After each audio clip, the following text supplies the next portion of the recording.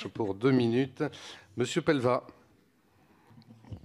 Merci Monsieur le Président, Madame la Présidente, Monsieur le Directeur Général. Donc, je vous remercie pour votre présence et votre intervention.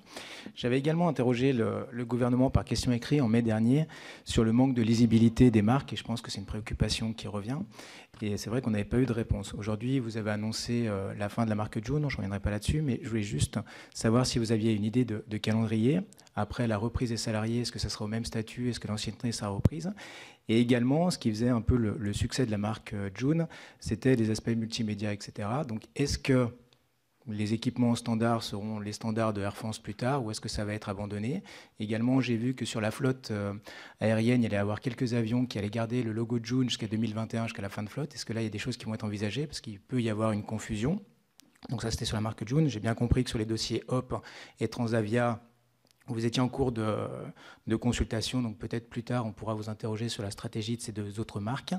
Et moi, je voulais également vous interroger sur un autre gros dossier qui est la configuration du prochain terminal 4 de l'aéroport Roissy-Charles de Gaulle.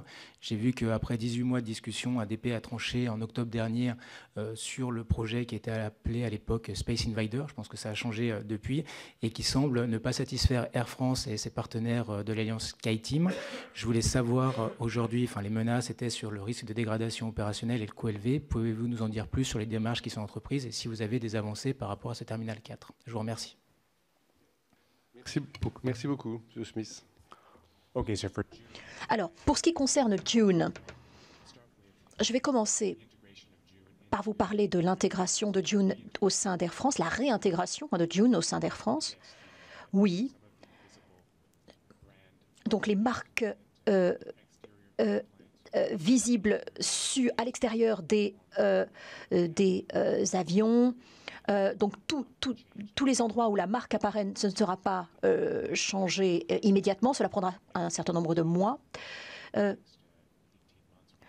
Au cours des 18 prochains mois, eh bien, il n'y aura pas de marques qui seront peintes à nouveau à l'extérieur des avions. Mais à l'intérieur, et les uniformes resteront les mêmes. Donc, l'intégration des PNC et des employés de June va s'étaler sur les 6 mois prochains.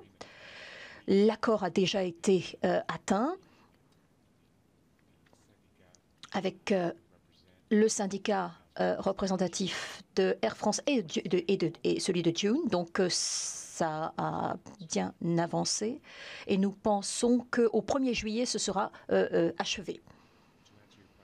Pour répondre à votre question sur HOP et Transavia, ces deux marques fonctionnent très bien.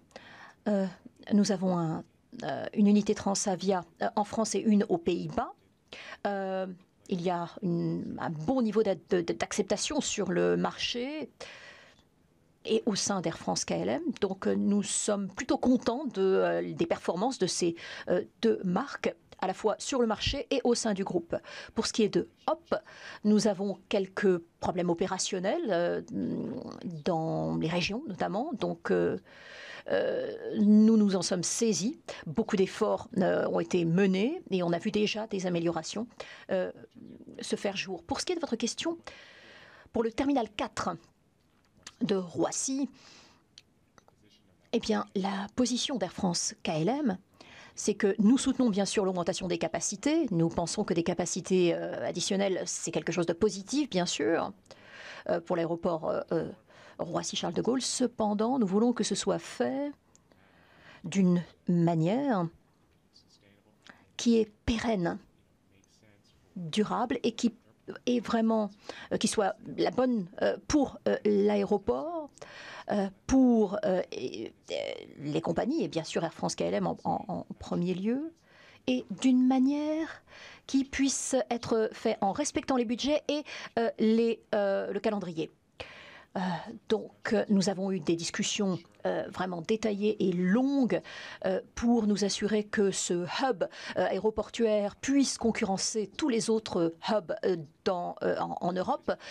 C'est essentiel en termes de compétitivité. Donc, les discussions se passent bien et nous sommes d'accord sur le point essentiel qui est que nous voulons que cet aéroport se développe.